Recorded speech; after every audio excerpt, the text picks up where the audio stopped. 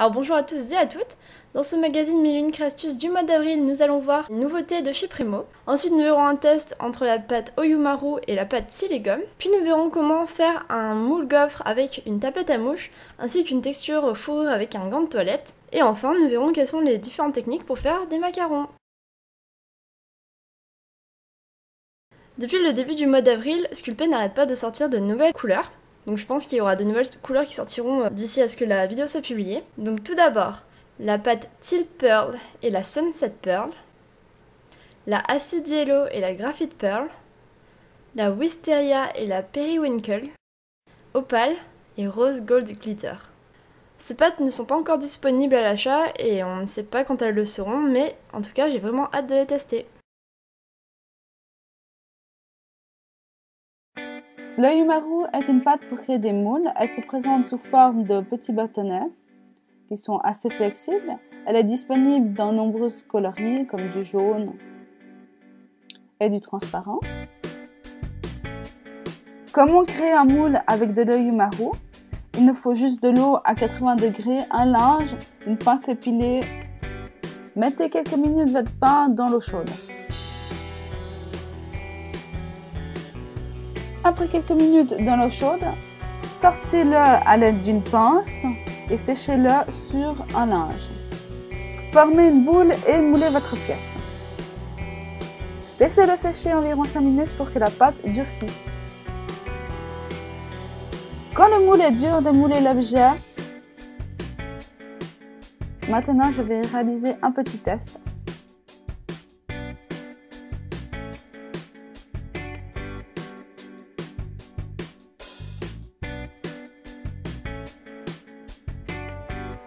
Les avantages, les pains de Oyumaru peuvent être remoulés et mon second avantage est son prix. Le lot de 2 pains coûte environ 3 €. Et les inconvénients, c'est que c'est un moule dur, qui n'est pas très flexible et difficile pour le démoulage. Et maintenant, nous allons passer au Siligum. Le Siligum est composé de 2 pâtes, une pâte blanche et une pâte bleue. Et pour créer des moules, il faut juste mélanger une part de blanc et une part de bleu à part égale et mouler l'objet. Et maintenant, nous allons créer le moule.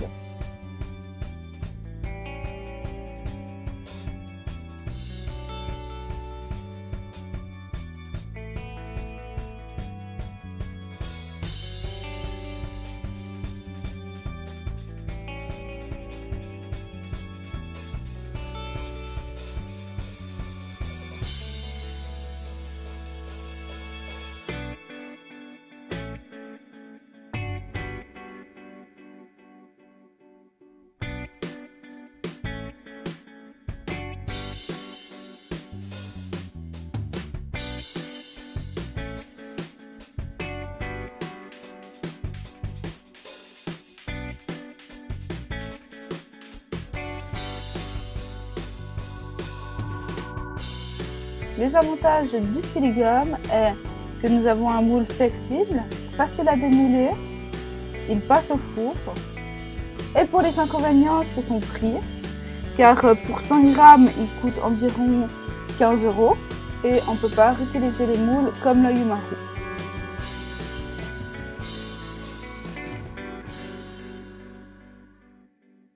Et pour conclure cette revue, nous avons découvert 2 pâtes pour créer des moules. Un très flexible et un qu'on peut remouler. Pour les débutants, je vous conseille d'utiliser l'Oyumaru car c'est une pâte qui n'est peu coûteuse et qui nous permet de remouler des moules à l'infini. J'espère que cette revue vous aura plu. N'hésitez pas à nous les mettre dans les commentaires. Pour ma part, vous pouvez me retrouver sur ma chaîne MissSev02.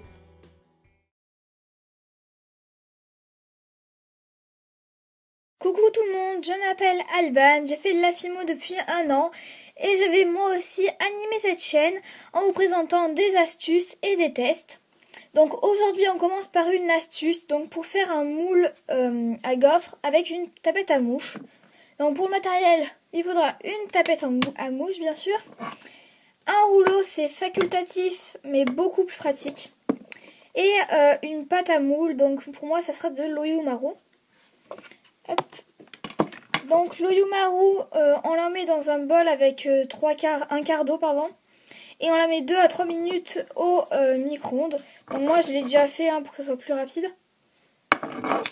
Donc voilà. Après on prend un petit bout de sopalin.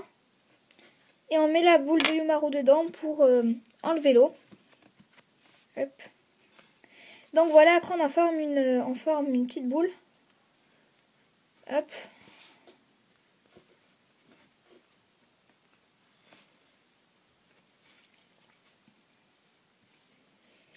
Et on l'aplatit en laissant quand même une assez grosse épaisseur, comme ceci à peu près, pour pas casser le moule et pour que ce soit assez solide.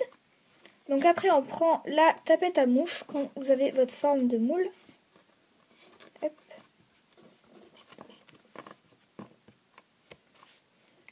Comme ça. On la place dessus et on prend le rouleau et on aplatit tout simplement. Hop. Donc dès que vous voyez l'Oyumaru sortir des trous, je sais pas si vous comprenez, vous voyez que ça fait des petites bulles, des petites bulles dans les trous, c'est que c'est bon, ça fera bien la marque. Donc voilà, là faut attendre un petit peu, sinon ça risque de l'abîmer quand on va l'enlever. Donc ce qui est pratique avec l'Oyumaru, c'est que ça se...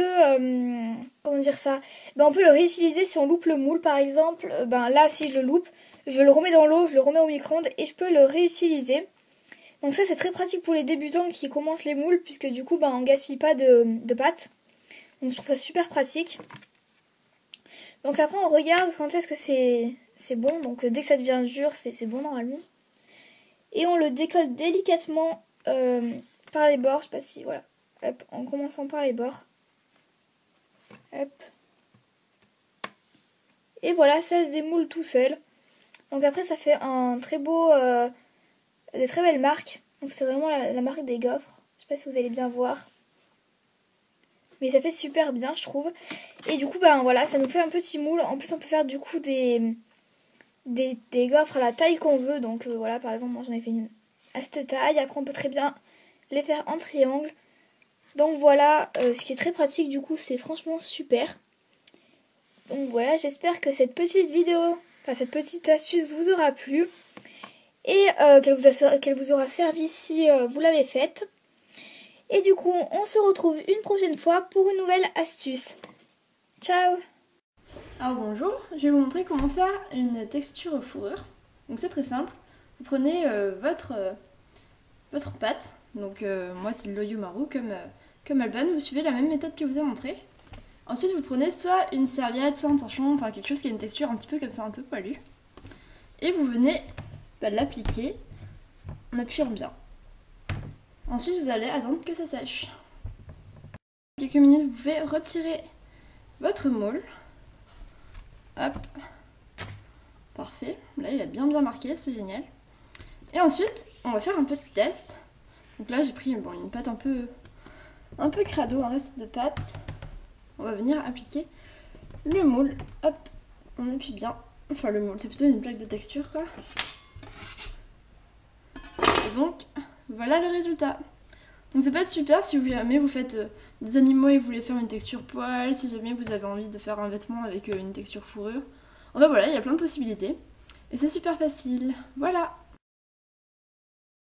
Alors bonjour à tous et à toutes, aujourd'hui nous allons apprendre à faire des macarons de différentes façons.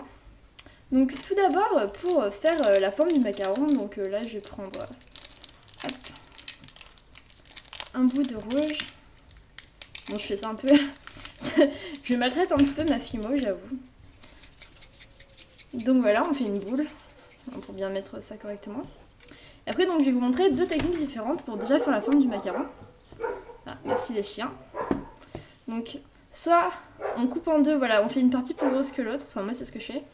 Et donc la plus petite partie, elle va servir à faire le dessous. Donc voilà, on commence un petit peu pour décoller, soit moi j'ai une lame comme ça, hop. Et donc voilà. Donc là on a le dessous. Et pour le dessus, on refait notre boule.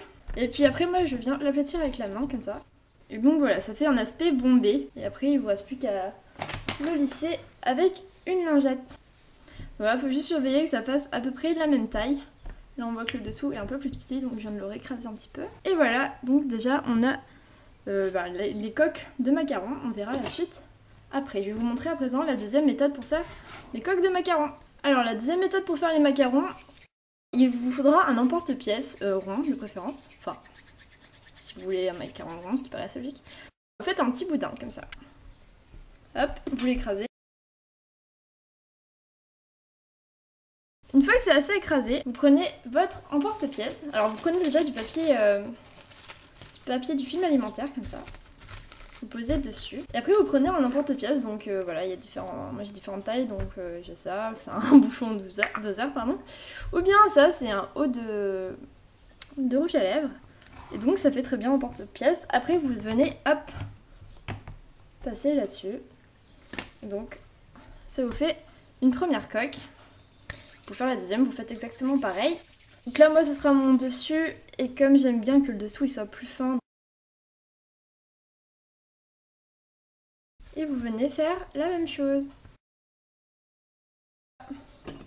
Et donc là, vous avez votre deuxième coque de macaron. Donc là, c'est plus régulier hein, comme technique, c'est sûr. À présent, nous allons passer à comment faire l'effet autour, l'effet un peu macaron. Donc voilà, comme on peut voir là. Et donc là aussi, plusieurs méthodes. Donc moi, ma méthode préférée, c'est de prendre en fait un autre bout de fimo, donc soit de la même couleur, soit pas d'une autre couleur. Donc vous voyez, là par exemple, j'avais fait de la même couleur. Mais on peut aussi s'amuser à faire de différentes couleurs, comme là j'avais fait par exemple. Donc vous allez voir comment on fait. Donc vous faites un petit boudin, assez fin, hein, parce que sinon ça fait pas joli. Et après vous venez le poser autour de votre coque de macaron. Bon là on voit que c'est pas super régulier, mais c'est pas très grave. Vous faites bien le tour et vous faites pareil pour la coque du bas. Une fois que vous avez mis votre rondin autour, donc moi je viens le fixer un petit peu en fait pour pas qu'il parte après quand je vais le travailler. Et donc après pour le travailler, c'est très simple. Vous venez faire plein de petits points avec votre cure-dent ou votre outil comme j'ai là. Comme ça. Et puis après vous recollez sur les bords. Enfin moi je fais comme ça en tout cas. À présent vous avez votre coque qui est terminée. À présent nous allons voir la deuxième technique. Donc en fait la deuxième technique elle consiste à travailler à même le macaron. Je sais pas si vous allez bien voir. Donc voilà, vous vous arrachez un petit peu des bouts de macaron, de fimo comme ça, hop. Et ça va donner le tour du macaron. Donc moi je suis très lente pour cette technique parce que c'est pas celle que j'utilise, je préfère faire mon petit boudin. Mais c'est vrai que ça peut être plus pratique pour certaines. Prenez la couleur de votre choix. Bon là j'ai pris du blanc. Vous faites une petite boule. D'habitude c'est plutôt la couleur du macaron qu'on prend. Et vous l'aplatissez ensuite sur votre macaron. Donc voilà, après vous avez bien aplati et que ça fait la bonne taille, vous mettez le dessus, de façon à ce que ce soit bien positionné à la même hauteur. Vous appuyez un petit peu, et voilà, vous avez votre macaron. À présent, la deuxième méthode qui est aussi ma préférée, donc là je vais reprendre la même couleur, mais il y a d'autres possibilités, vous allez voir, hop. Donc moi j'aime bien faire des tressages, donc des tressages comme je vous ai montré en tricolore comme ça, là je vais le faire en une seule couleur.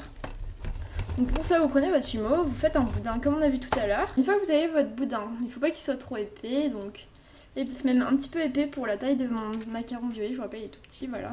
Et une fois qu'il fait la taille que vous souhaitez, eh bien vous prenez votre boudin, vous le pliez en deux, et vous venez l'entortiller comme ça, de sorte à faire une sorte de, je sais pas, voilà, des petits tortillons on va dire, comme ceci.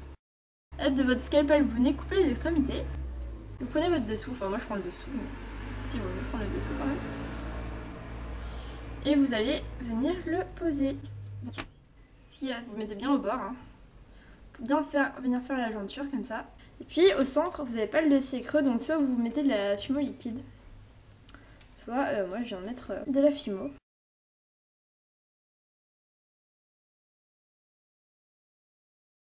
Et ensuite vous venez appliquer le dessus. Et voilà votre macaron. Donc là on a deux macarons basiques et on va venir les décorer. Pour le macaron violet, j'ai décidé de venir mettre un petit cœur. Donc j'avais déjà fait une boucle d'oreille, enfin une paire de boucles d'oreilles avec des cœurs. Une fois j'ai mis voilà 3 petits cœurs différents comme ceci. Et je vais vous montrer comment faire un petit cœur très facilement. Donc là je règle par rapport à la taille du macaron. Donc voilà, vous faites une boule, vous venez pincer le bas. Hop, on va le poser. Et ensuite, avec votre cure-dent ou votre outil, vous venez appuyer au milieu. que ça vous fasse un petit cœur. Ah, qui va se coller à mon doigt. Une fois que votre petit cœur vous plaît, vous venez le poser sur votre macaron. Donc ça fait un bon cadeau pour la fête des mères par exemple. Et après vous venez mettre votre python si vous voulez, voilà. Et pour le rouge, on va faire une autre décoration. On va faire une petite fleur. Alors voilà, pour faire une petite fleur, vous faites une petite boule en fait avec la couleur que vous avez choisie. Ensuite, vous venez écraser un petit peu cette petite boule. Vous la mettez sur une surface plane comme ça. Et ensuite, avec votre cure-dent, vous allez venir rapprocher les coins. Vous allez en fait faire 4 comme ça. 4 ou 5 d'ailleurs, peu importe. Là, vous avez le tour de votre fleur, puis qu'à mettre quelque chose au centre. Enfin, le petit pistil au milieu. Donc là, j'ai pris du jaune un peu plus foncé. Voilà, puis vous venez l'appliquer sur votre petit macaron. Vous avez à présent 2 macarons faits avec différentes techniques, donc c'est des macarons très basiques. Le but c'était vraiment de vous montrer quels étaient les différents moyens de faire des petits macarons. Donc après on peut aussi noter qu'on peut utiliser, faire sécher d'abord, faire cuire d'abord les 2 coques et ensuite venir mettre de la chantilly comme ça. Mais je vous rappelle que la chantilly ne passe pas au four, donc il faut le faire après que les coques soient cuites. Moi par exemple j'ai fait ce porte-clés macaron avec la chantilly justement. Après, comme je vous ai dit, voilà, on peut faire des tressages, la tricolore, les tressages que j'ai fait autour, petit dressage panier. Et aussi, vous pouvez faire des coques de différentes couleurs et très décorées. Donc là, j'ai fait un petit plouf, en fait, en macaron. C'est un Pokémon, donc. Et vous voyez que je m'étais pas mal amusée. Donc voilà, j'espère que ce tuto vous aura plu. Et bien malheureusement pour cette section, je n'ai encore rien à vous présenter. J'attends vos photos, vos réactions, vos commentaires, vos questions dès le mois prochain. Je vais d'ailleurs faire une vidéo pour vous expliquer comment est-ce qu'on peut interagir, où est-ce que vous pouvez me trouver. Merci téléphone. J'espère que ce magazine du mois d'avril vous aura plu. J'aimerais remercier une fois de plus Alban et Missef02 qui m'ont beaucoup aidé. J'espère que la prochaine fois je pourrai aussi compter sur vous, les abonnés, donc j'attends avec impatience vos vidéos et je vous invite donc à regarder la vidéo dans laquelle j'expliquerai comment interagir avec ce magazine. Et on se retrouve à la fin du mois de mai.